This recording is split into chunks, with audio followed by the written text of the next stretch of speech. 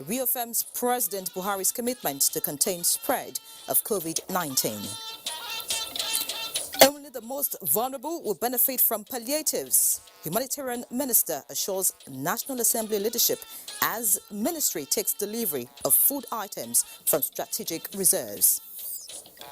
COVID-19 eradication account set up. National Oil Company expatiate on new zero subsidy status. Plus, Katsina State records first case and death from coronavirus. Good evening. Thanks for joining us on the news tonight. I'm Ian John. Reading with me is Dotun Ogunyemi in Lagos. Welcome. As at 9:30 p.m. on April 6, the Nigeria Center for Disease Control, NCDC, confirmed a total of 238 cases of COVID-19 in Nigeria. This was as a result of 6 new cases of COVID-19 reported yesterday by the NCDC.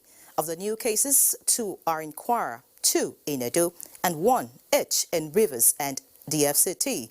The breakdown shows that 35 of the 238 cases have been discharged, while 5 fatalities have been recorded.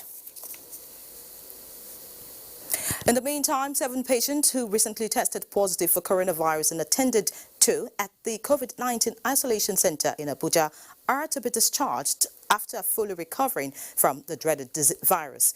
In a statement this evening, FCT Minister Mohammed Bello said 39 other patients who are still on admission would soon be ready for discharge, as medical staff are doing their best to ensure their full recovery. The minister explained that the 7 patients are ready to be discharged after their final test results returned negative. He commended the health personnel for their dedication to duty in spite of the pandemic and appreciated the high level of compliance so far exhibited by residents of the FCT with regard to the 14-day restriction of movement. Now, Governor Amina Waziri of Katsina State has confirmed the death of Dr. Aliyu Yakubu, a private medical practitioner in Daura local government area of the state as a result of COVID-19. Governor Waziri, who confirmed the death during a news briefing, said late Dr. Yakubu, who was a proprietor of a private clinic in Daura, returned from Lagos and immediately isolated himself at the Air Force Reference Hospital, Daura, where he died 2 hours later. The governor explained that the deceased samples were taken to the National Center for Disease Control, Abuja, where it was tested positive of COVID-19. Our medical response team are in Daura now, trying to meet all those that he contacted or interacted with since his return to Daura. And now the Presidential Task Force on COVID-19 has assured Nigerians of President Muhammadu Buhari's unwavering commitment to containing the spread of COVID-19 in the country. Chairman of the task force, Abbas Mustafa, gave the assurance at the Lagos State Government House in Marina after leading other members of the team to inspect and assess facilities at some of the isolation centers in the state. Nusa Osula reports. The Presidential Task Force team was earlier conducted round the isolation centers by Governor Babajide Sanwo-Olu at the 110-bed space makeshift isolation center within Mobolaji Johnson Arena, Onikon, the first port of call. Boss Mustafa described the facility as first class, pointing out that it would help in the management of those affected with the coronavirus disease. The chairman of the task force, who commended Governor Babajide Sanwo-Olu for his proactiveness and the media in Lagos for wide reportage since the outbreak of COVID-19, urged them to report anyone with COVID-19 symptoms who might not want to submit for medical isolation. At the end of our evaluation, a certain set of recommendations and advice will go to Mr. President. And at that point, he and he alone will take the decision as to when the lockdown would either be extended or it will stop. Governor Babajide Sanwo-Olu, who commended President Muhammadu Buhari for his leadership and support in the fight against COVID-19 in Lagos and the country at large, assured residents of continuous collaboration between the federal, state governments and international organizations to contain the spread of the virus. We also have facilities in Ekpe, we have at Alimosho, we have in Lekki, we have in other places that are just waiting in the event that we need to activate and clear those facilities, especially for quarantine. The Minister of Health, Dr. Usagi Ehanire, assured Nigerians of the preparedness of other states of the Federation to contain the spread of coronavirus. The team earlier inspected. And away from Nigeria now, China has hit a milestone record as it reports no new deaths for the first time since coronavirus pandemic officially began. Here's Joyce Ometu with an overview of COVID-19 around the globe. The Minister of Humanitarian Affairs and Disaster Management, Sadia Umar Farouk, arrived Senate conference room to brief leadership of the two mode of operation in the heat of the coronavirus lockdown. The legislators demanded to know the state of COVID-19 aid distribution to the most vulnerable Nigerians, how the ministry arrived at its list, and the geopolitical spread of the palliative. The National Assembly feels that we need to work together with the executive arm of government to ensure that the most vulnerable people benefit from the Empower and so many other projects we have under the SIP. So on our own part, the first thing we need to do and run with it is to codify what you're doing and put it in law. The minister explained that the palliative in form of food is to be handled by the National Emergency Management Agency, while her ministry is handling the conditional cash transfer and other components of the social intervention program. You may recall Mr. President also directed that we should give 2 months advance payment to these poor and vulnerable households. And that was what I also flagged up in Kwali. The ministry is using the already existing social register in the distribution of the funds, as the minister also explained modalities for the continuation of the school feeding program now that schools are not on. Rather than giving the cooked meal, since students will not be in school, so we're identifying the households where they come from to take this 1 month food ration to them. The meeting was also to make the process of identification of vulnerable Nigerians more inclusive. From the National Assembly, Ignatius Nkwo, NTA News. We do sincerely apologize. That was Ignatius Nkwo from the National Assembly there. Joyce Ometu is ready with the global update now.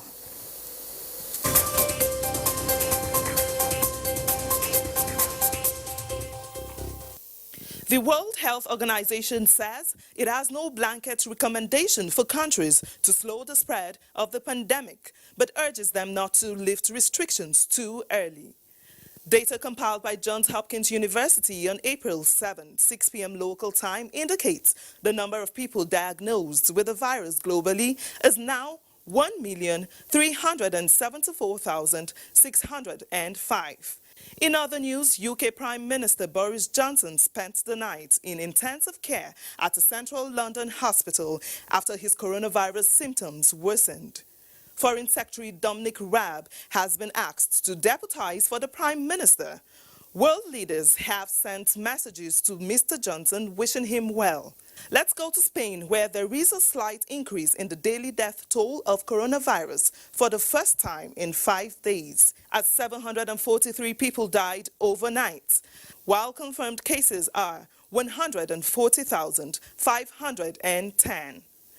Reports from Russia say the number of coronavirus cases there rose by more than 1,000 for the first time to reach 7,497 cases in total.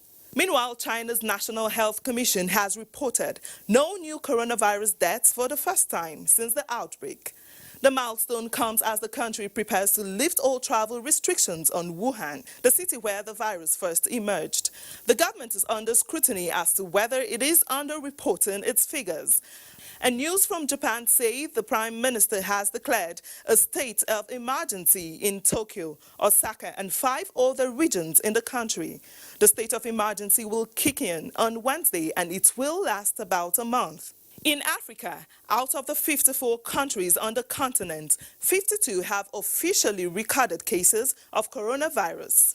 There are only 2 left with no recorded case. The countries without cases are Comoros and Lesotho. As at April 7, 6 p.m. local time, the Africa Center for Disease Control reported a total number of 10,075 confirmed cases on the continent. And that's it from here. We'll bring you more updates as they unfold. I am Joyce Ometu.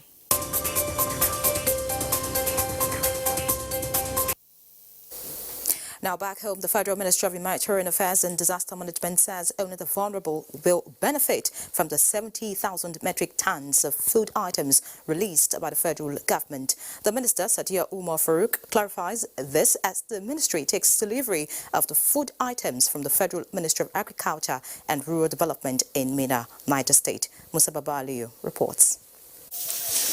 The food items released to the Ministry of Humanitarian Affairs, Disaster Management and Social Development by the Federal Ministry of Agriculture consist of 35,000 metric tons of maize, sorghum 25,000, millet 5,000, and cassava flakes known as gari 5,000 metric tons.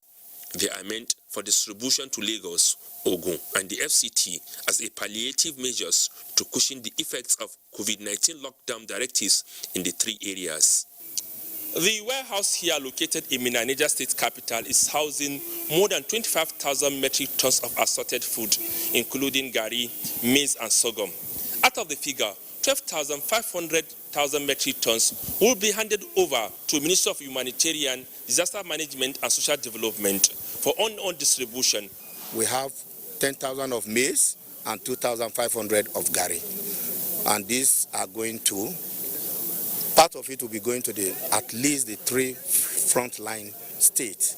Minister of Agriculture, Mohamed Sabananono, and that of Humanitarian Affairs, Disaster Management and Social Development, Sadia Umar Farouk, streamlined how the food items would be lifted and distributed to beneficiaries.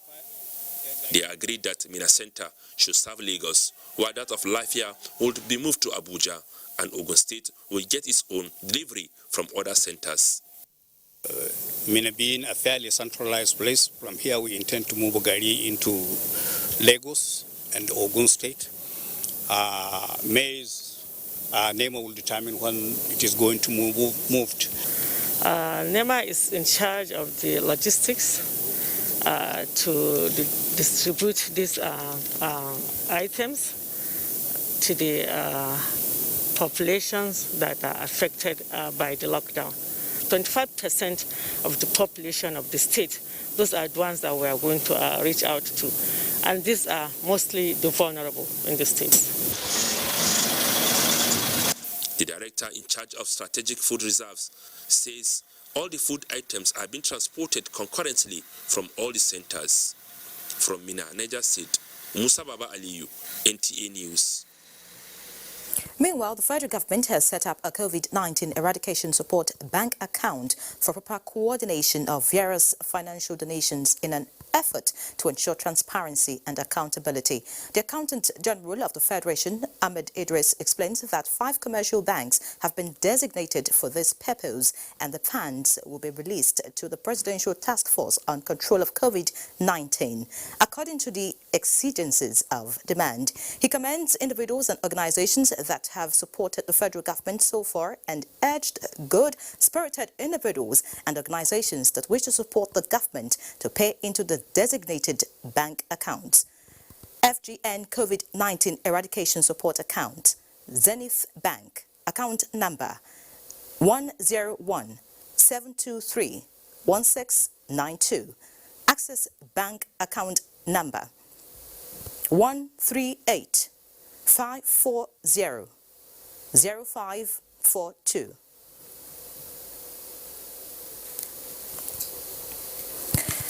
Now, the last report was on a dedicated account for all donations towards eradicating the COVID-19 in Nigeria.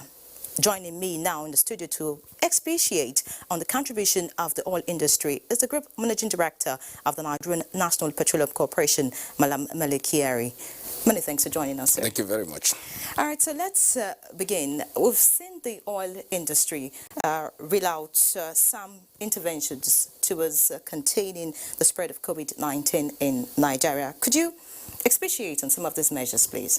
First of all, I think we should start from the optimum, which is that as at this moment, the total contribution from the oil and gas amounts to about 21 billion naira total. What is different from what everybody knows is that the industry is structured very differently. This industry has procurement processes. It has its system of delivering CSR responsibilities. And when we realize that this industry has a responsibility to support this country in its hours of need, which we all know is a very critical moment now, everybody is coming on the table to support the federal government in its efforts to bring relief on this COVID-19 impact. And of course, we're also conscious of the fact that there's a federal government standing committee that is designed to ensure that all support are articulated in one point. So where the industry came in is to come together as a single body, the downstream, the midstream, and the upstream, so that they can come together and deliver this service on the basis of a plan that will do three things. There are three thematic regions. First of all, thematic areas. One is to provide medical consumables. Secondly, to provide support services when patients are in hospital. That means beds, ventilators, and so on. And thirdly, to provide lasting infrastructural support, which will outlive the COVID-19 situation. So for the industry, it is not different from what the rest of the country is doing, what you have just mentioned to Nigerians. But what is very different is that we are not contributing cash. We are making sure that individual companies in this collection of businesses in the oil and gas industry will deliver on material things on the basis of their own procurement processes. Okay, you're not helping with cash. It's ensuring that the companies do their bid. Now, talking about the budget for 2020, we know that the benchmark for oil, as projected, is different from what we see at the moment. What do you think we can do in order to share up revenue, because we are importing petrol and then the prices of crude oil has gone down? Yes, thank you very much. The oil industry has its way of responding to situations like this. First of all, when you face a situation of low oil prices, you do two things. First of all, you cut your costs. And then you extend your payment process in such a way that you don't pay what you can pay tomorrow today. That way you have more resources in your hands to respond to the situation. This is exactly what we have done with our partners to cut down on our budgets so that the money that we make from the current realities of the oil price that we have today will now be utilized to meet our basic operational needs. And that way you are also able to deliver on the expectation of your shareholders, particularly when government is in this business to make some money to meet its budget needs. Yes, we are responding to this situation. We will meet some of our commitments, but we also know that this is a global challenge. A global challenge, but talking about subsidy, that's our own challenge. And you have said that the no subsidy status will remain. So I want you to please explain that to us. How would we survive with this current situation? First of all, as you're aware, fuel was selling for 145 naira before this COVID-19 impasse came into play. The situation we found ourselves is that crude oil price collapsed to all-time low, below $20 to the barrel, and its attendant impact on the prices of petroleum products. And also, you are aware that selling fuel at 145 means sometimes it means that you are doing some form of under-recovery. Under-recovery means that NNPC will buy petroleum product, come into this country and sell it at below market price, and also take the hit on the cost differential.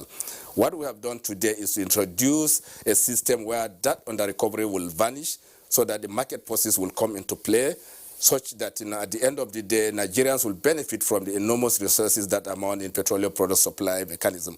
And as you may also be aware, fuel under-recovery means taking back some money that would have gone to fund infrastructure, education, and health, and so many other things that today we know that we are lagging behind. And this opportunity that we have is to make sure that those resources are available so that we stop subsidizing the elites. And as you are all aware, when you say subsidy of petroleum product, any name you call it, it is actually an elitist thing.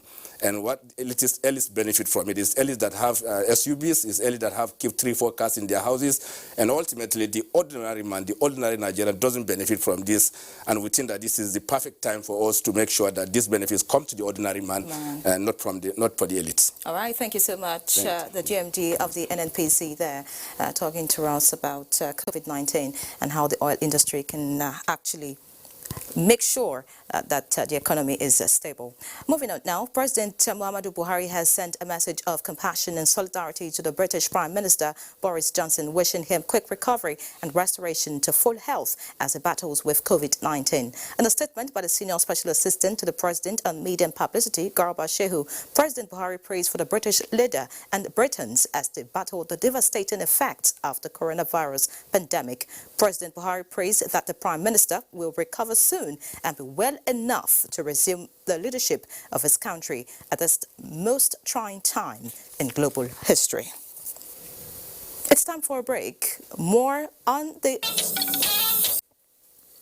Welcome back. Rivers State Police Command has arrested pilots of a private helicopter for violating the standing order on COVID-19. Ogedin Yekwere reports that the helicopter was alleged to have brought in some expatriates without following extant airport procedures. Rivers State Police Commissioner Mustafa Dandaura said the pilots were arrested because they flouted the state government directive that local flights should not come into the state as part of measures to contain the spread of COVID-19. They will be with us here and they explain where they got their directive to come to Rivers and land in Port Harcourt here. Governor Wike said coronavirus pandemic has caused sleepless nights for the government. He tasked the Rivers State Police Command to handle the matter seriously to deter people from violating the laid down rules. To violate the order that people shouldn't come in, it's a serious offense. We want to know who are those people you brought in, so that we also have to trace them. In Port Harcourt, Ogedin Yekwere, NTA News. Residents of Abuja have experienced day 8 of the lockdown measure to control COVID-19 with mixed feelings. Visits to various locations in Abuja by NTA correspondents revealed this. Najatu Tijani compiled the reports. So this is the popular Duse Buhari Express Road. We have some people who are being turned back for not being able to show a proper ID identification and give good reasons why they are leaving their homes. I said, turn your motor. See, I will play a tire. I said, don't go like this. Such cases were few and far between as the operatives insisted on turning back those without IDs or proof of going to work. However, the scenario in Zuba and environs on the outskirts of the FCT told a different tale.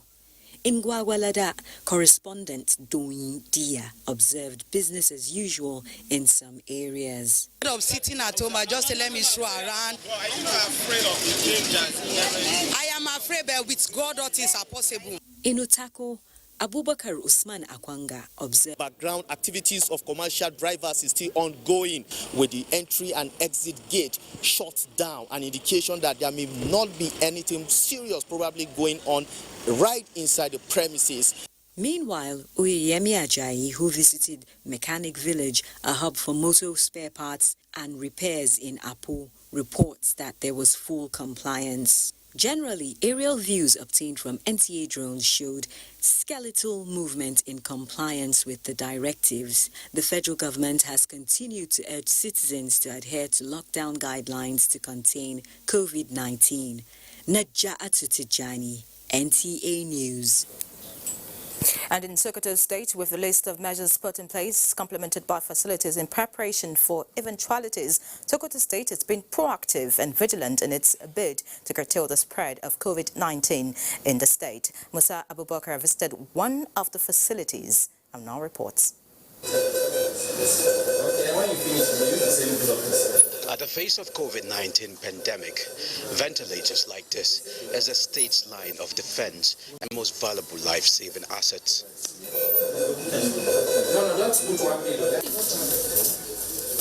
This is Usmanu Danfodio University Teaching Hospital, one of the centers in Sokoto designated for the containment of COVID-19. They provide technical support to task force team and complement other designated center in Amanawa. Important things we have done. We have formed the Infection Prevention Control Unit, which screens all patients that come to the institution. We use infrared thermometers to screen all people with fever. Our health personnel have been enlightened and they have been informed that any person that has the features suggestive of COVID-19, including the contact with person with COVID-19, should be alerted. We should alert the Infection Prevention Control Unit so that they screen him and then they take him to the isolation unit. With a viral infection overwhelming health systems around the world, flattening the curve remains most viable option to make available facilities like this count. In Sokoto, I am Musa Abubakar, NTA News. Now joining us live via Skype is the Governor of Sokoto State, Governor Amina Waziri Tambuwal. Many thanks for joining us, Your Excellency. Now, we just heard of some of the proactive steps by your state to ensure that COVID-19 doesn't spread into the state. Thankfully, you have a bit of time to plan. So, what plans are in place for welfare of citizens should the need arise? Well, thank you very much. First and foremost, we thank God that in Sokoto State, we have not recorded a single confirmed case yet, even though 15 suspected cases have been tested and returned negative. So we have constituted a multi-sectoral task force team that comprise all the stakeholders, health workers in the state for eventualities. And they have been very busy in sensitizing the communities who have procured face masks, sanitizers, hand gloves, and we have engaged a number of organizations and NGOs that are sensitizing the public. We have in every local government emergency response teams that have been activated, and we have had high-level engagement with traditional rulers, religious leaders, under the leadership of His Eminence the Sultan of Sokoto for sensitization and mobilization. And of course, we have taken the proactive measure of closing the interstate routes into the state, into state borders, and screening points have been mounted. Before you come in, you'll be tested. If for any reason you must be allowed into the state. And this is for the initial 14 days. By tomorrow, we are going to review the effectiveness of these measures and see what next steps to be taken. Of course, we have also embarked on a very massive training of health workers on how to handle patients of COVID-19 in the state. And of course, we have been tracking about 29 cases of returnees from abroad that came into the state before the order for the closure of the state movement. We have also, in collaboration with Usman Danfodio University, as you have seen, established isolation centers both in Usman Danfodio University and, of course, the one that we have in Amanawa, the infectious disease hospital, where we are going to come up with about 100-bed isolation center. And for the future, we're also working in ensuring that we come up with a 35-bed isolation center at the Murtala Mohammed Special Hospital in collaboration with the MSF, that is Medicines Francois. And also we are working on a makeshift 300-bed capacity isolation center in Amana, where we are providing tents for 3 segments of possible victims of this COVID-19, the young, male and the female, children and the young and the female possible patients. All right, all right. And of course, we are working palliatives. Thank you, sir. You seem to be doing so much. Is there any other thing you would like us to know that you're doing in Sokoto to ensure that you do not record any case at all? It has to be to do more with sensitization and mobilization of the public, and in collaboration, as I said, with all the stakeholders, religious leaders, traditional rulers, under the leadership of His Eminence the Sultan of Sokoto. And we're doing more of public awareness of the reality of COVID-19 that it does exist, and we must take all precautionary measures to ensure that it doesn't come into the state, and it doesn't, if it comes in, it doesn't spread across the state. All right, thank you so much. Thank you so much, sir. The governor of Sokoto State there. And in other news, over 10,000 poorest of the poor in River State are expected to benefit from the federal government conditional cash transfer palliative against COVID-19. Emmanuel Lena reports that beneficiaries in 2 of the 6 council areas earmarked for the second cycles have received payment. The conditional cash transfer is for the poor and vulnerable Nigerians, an initiative of the federal government to lift millions of Nigerians out of poverty. At the Degema and Okrika council areas of River State, about 3,000 beneficiaries received various sums ranging from 20,000 to 30,000 naira. The gesture is coming at a most auspicious time. I appreciate for this money that federal government give to us. For the support of we that don't have money. Over 10,000 beneficiaries are earmarked for payment in 6 council areas of the state. We have paid January, February before now, but because of the COVID-19 pandemic issue that made the slowdown, but based on the federal government directive that the House of Uplifting program, that is the time they needed the money most. The conditional cash transfer payment continues in other council areas. In Port Harcourt, Emmanuel Lene, NTA News. The global race to build ventilators has become more critical in the face of growing need amid rising number of cases of the coronavirus disease. Nigeria has recorded a feat in manufacturing a local ventilator and safety tunnels now ready for mass production in the country to fight the pandemic. Justin Bem-Unyi reports that this is spearheaded by the National Agency for Science and Engineering Infrastructure, NASENI. The coronavirus disease has threatened to overwhelm the global medical infrastructure, which medical experts say has caused spikes in mortality rates because of shortages of critical equipment like breathing aids called the ventilators. Nigeria as a country is not an exemption. The Federal Ministry of Science and Technology, through one of its agencies, NASENI, has, in view of this urgency, taken a swift response and looked inwards to locally manufacture mechanical ventilator ready for mass production to overcome medical supply shortages. The agency has also foreseen the need for disinfecting persons in the general public and has designed safety tunnels to be installed at entrances of public places. We are going to interface with relevant agencies of government and ministries to ensure that NASENI is empowered to manufacture this in large quantities for distribution to our various hospitals. Everything was designed afresh. People have spent 9 days in a camp in one of our institutes in Amina to bring all the models we need, design, we share ideas, we look for availability of materials and produce what is practicable within this constraint.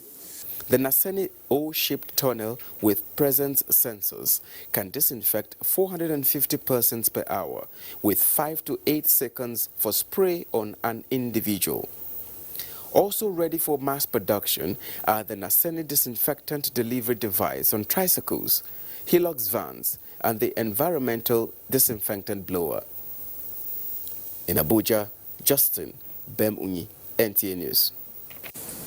Recently, insinuations have been trending on the social media linking the coronavirus outbreak and lockdown orders to the intention of government to install 5G technology, describing it as dangerous to human health. To clear the air on that, we have the Minister of Communication and Digital Economy, Dr. Isa Ali Pantami.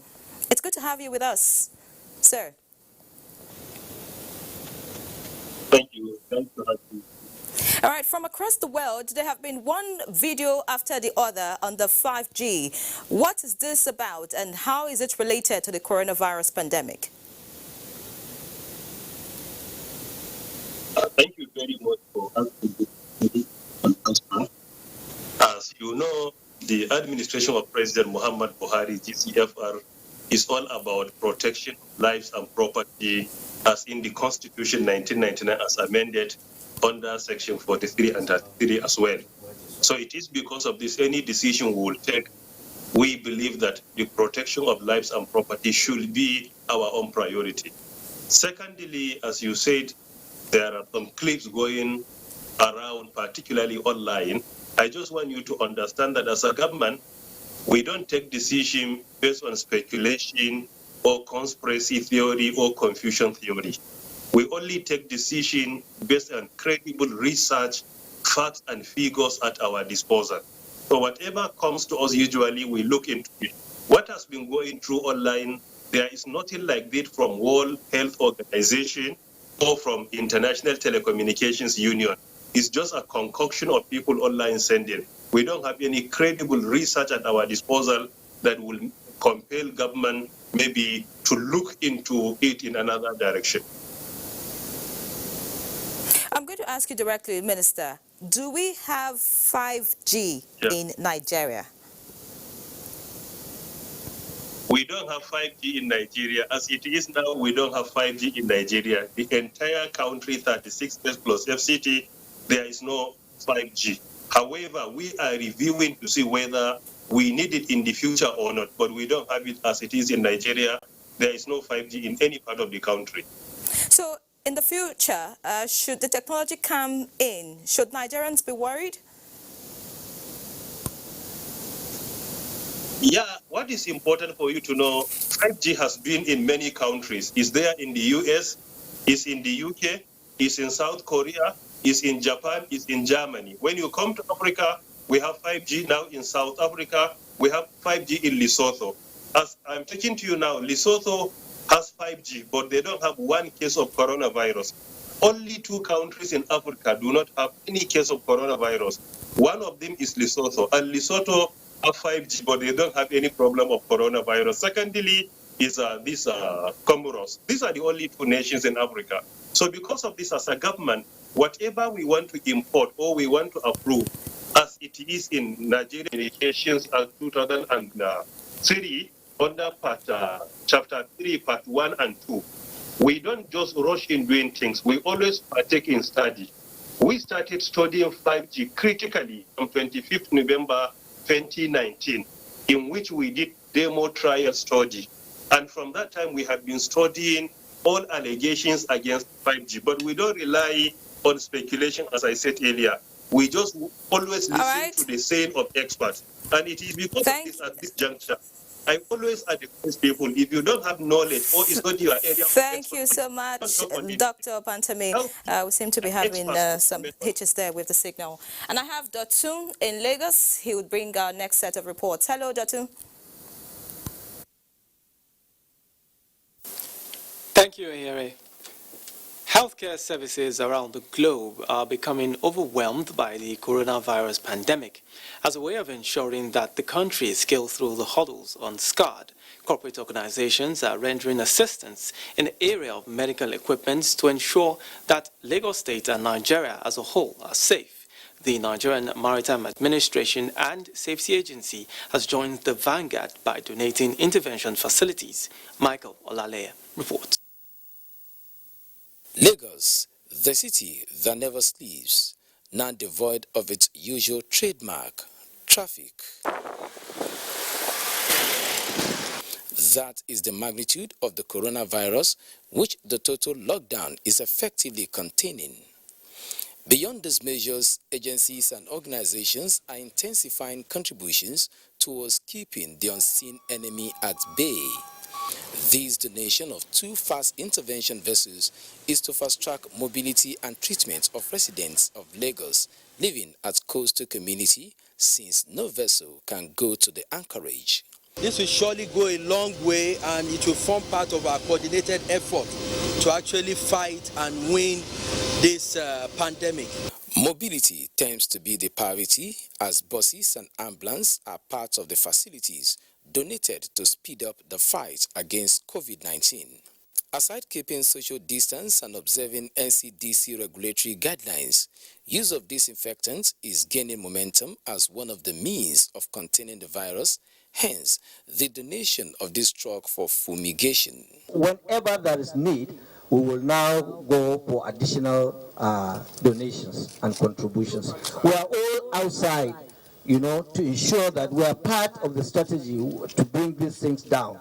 Other equipment given to the Lagos State government include 3 ventilators, 6 packs of oxygen concentrators, 32 packs of personal protective equipment, rapid test kits, and 150 packs of hand sanitizers. The agency also gave a cash donation of 20 million naira. In Lagos, Michael Olale, NT News. In a related development, Nigerians in Diaspora Commission has presented personal protective equipment worth about 1.25 million naira to the Lagos State government. Amaka Owo reports that the contributions came from Nigerians living in the diaspora. Galvanizing efforts of over 30 million Nigerians across the globe towards the development of the country remains the primary objective of Nigerians in Diaspora Commission. This time around, the presentation is the first batch of items, mainly hand sanitizers provided by Nigerians abroad, particularly students in Wuhan, China, to aid frontline health workers and the vulnerable in Nigeria. It come as a commission to set up for coordinating diaspora activities. Went on its own to find a way of organizing our people to support us and support government in this initiative. However, to get in the materials for testing, we have to call on the diaspora again worldwide to contribute into doing this. According to the Nigerians in Diaspora Commission, about 1,006 Nigerians have indicated interest to return home as they continue to collate more names as a result of the coronavirus pandemic affecting countries of the world. In a related development, the Lagos State government says it has disbursed stimulus package to more than 100,000 households in the state, debunking rumors that voter cards were required for the collection of these palliative food parks. In an emergency, you don't use card, you don't use anything. When you look at 100,000 households, we are talking of the father, the mother, and 4 children. That's 6 people in a household times 100,000. And our target is 200,000 households. That is, we are looking at 1.2 million people. The palliative measure is a continuous process all through the period of the lockdown in the state. In Lagos, Amaka O, NTA News. And that's it from Lagos. More on Network News after the break.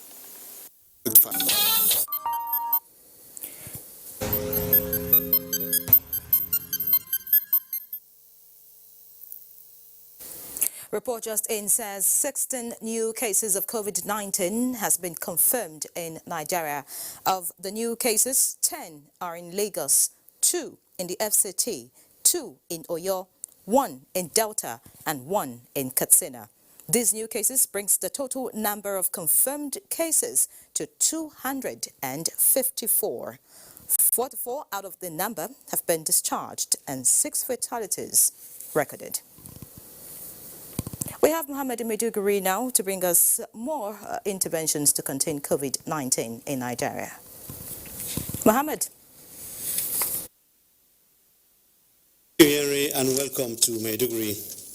Borno State Government has presented hospital auxiliary equipment to University of Maiduguri Teaching Hospital and 7th Division Nigerian Army Hospital Maiduguri. This followed a request made by the 2 hospitals to the government and Committee on Prevention and Control of the Spread of COVID-19. Subukar reports. The hospital equipment presented to both University of Maiduguri Teaching Hospital and 7th Division Nigerian Army Hospital in Maiduguri are to enhance service delivery at the hospital, more especially in managing COVID-19 pandemic, even though Borno State is yet to record any outbreak.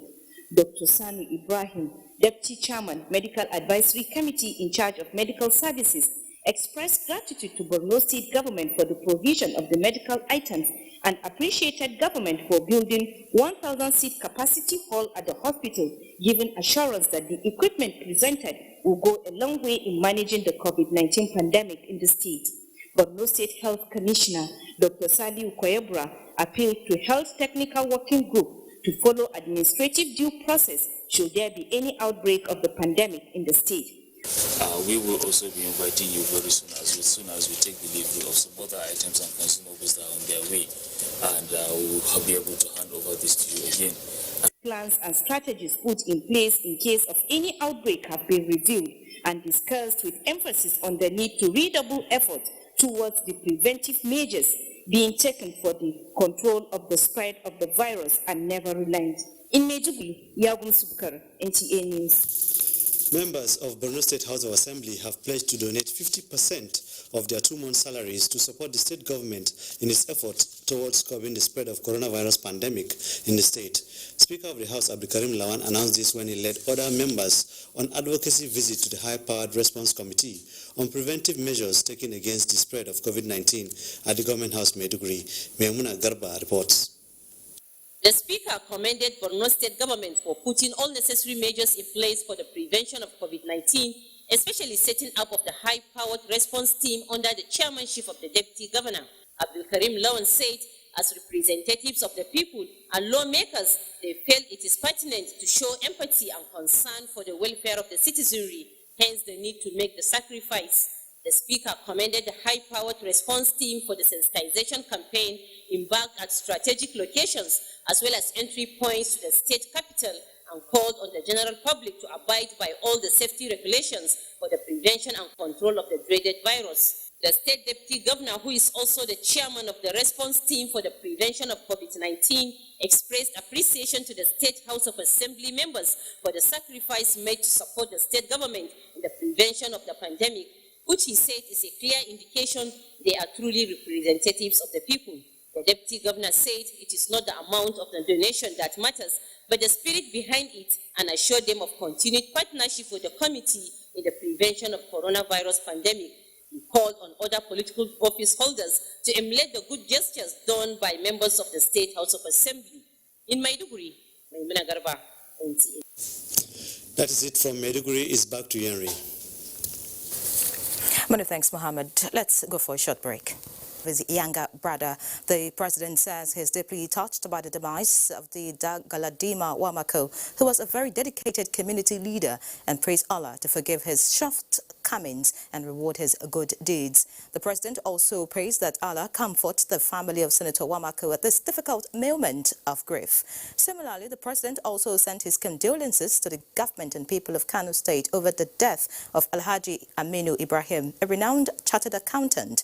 President Buhari describes late Aminu Ibrahim as a professional who distinguished himself among pioneers in the accounting field in Nigeria, and prays Allah to bless his soul and reward his great deeds with paradise. And that's Network News tonight. Many thanks for being a part of it. Good night.